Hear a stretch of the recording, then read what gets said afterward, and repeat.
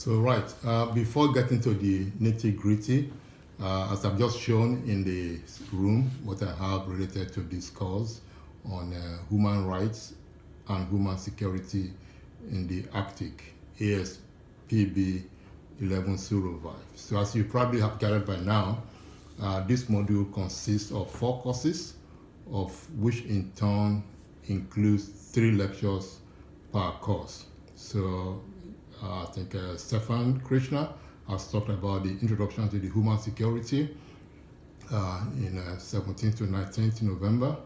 Also, Meriva Salminen has talked about digitalization and cyber security in the Arctic from 23rd of November to 25th. And the course on introduction to cultural heritage, law and heritage rights of Russian Arctic communities is being delivered by Carolina Sikora from 1st of December to 3rd of December. And my course will be from 7th of December to 10th of December. It will start the next day after the Finnish independence anniversary, 6th of November. It's going to be a kind of a different one this year. Usually we see the president and his wife receiving visitors with a lot of handshakes and a lot of events, dancing and the rest of it. So I'm going to see how it will look in this year. So now in my course, which is of 3 lectures, the first one on 7th, the next one on 8th, and the final one on 10th. We'll be exploring why the food system needs to change. There's been a lot of talks about that. We'll also be exploring the relationship between climate change, agriculture, and food security, because food depends on how it is being cultivated. So there are a lot of things related to this, from the supply side to the demand side. So this is something that will be of interest, and I will also be interested to hear your perspective on this very important topic, because in terms of human security, food is very fundamental, and there are a lot of things that are related to food. So in this second lecture, we'll be looking at food sovereignty. What does it really entail in terms of the Arctic context, in the Arctic context. So, because it's also an important topic, especially with this current pandemic that we are witnessing after, the 1914, the Spanish flu. So people are trying to look more inwards to be sure that they are food secure, and that is why I think it's important to critically look at food security and food sovereignty, in the Arctic context.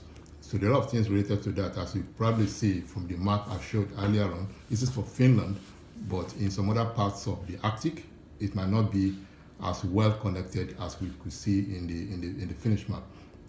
And also in the final lecture, which is on the 10th of December, we'll be looking at the common language between policymakers, academics, and the grassroots activists towards food resilience and food security.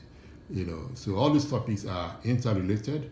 So we'll be looking at, you can connect this also with the other courses that you have tried to, we are all learning together. So you could see, human rights, human security, these are quite important things that we would like to exchange ideas, and of course, I will be very interested to facilitate the discussion on this particular course. So again, for the 7th of December, so we're using the Adobe Connect. So I will connect with you on Adobe, and in that lecture, to be more specific, the goal will be trying to identify the relationship between food, agriculture, and climate change. Also, we'll be looking at what is the driving, or rather, what is driving that need to change the food system. There will be a summit next year. Hopefully, the pandemic will be over by then. the Global Food Security Summit. So this is planned for 2021 in trying to meet the UN SDG 2030 goal. And also, we'll also in this lecture understand how we can better support traditional foods, especially through value addition. Also, we'll be looking at what are the current collaborative initiatives that are supporting food security in the Arctic. So lecture 2, we'll try to understand more the link between food sovereignty and the food system. We'll also try to gain a better perspective on indigenous foods in the Arctic, because these are something that is, kind of our system so far has not favored, most of these indigenous foods. And this is not only in the Arctic, but also globally. So, we tend to depend a lot on a few crops for our food. So I think this needs to be changed also by paying more attention to indigenous and traditional foods, as you like to call it. So, and of course, we also try to know what are the risks of food safety in the Arctic region. So, the last lecture will be trying to see how these policymakers, academics, NGOs, and activities, activists, how do they address food resilience and food security? And of course, in this course, I would also like to promote teamwork.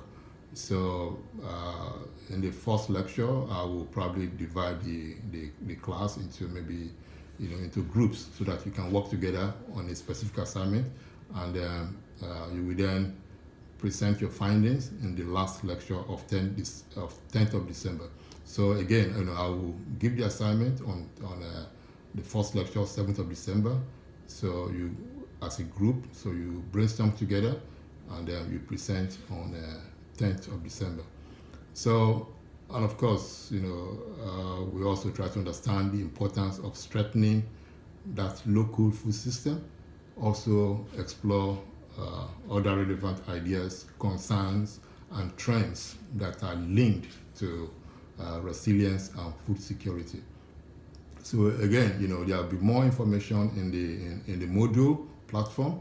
So I encourage you to also participate on the chat, about 10-15 minutes chat, food in the Arctic on Wednesdays. So this is also in the module. And of course, you can also access the reading materials.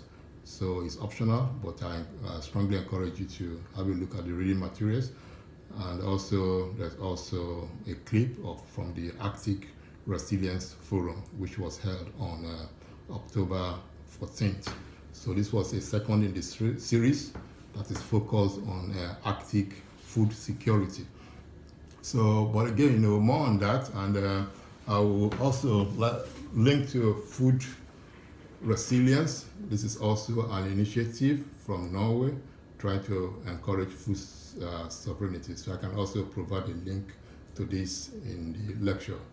So having said that, so I'm looking forward to meet you online, to discuss this particular issue. And so thank you very much, and see you on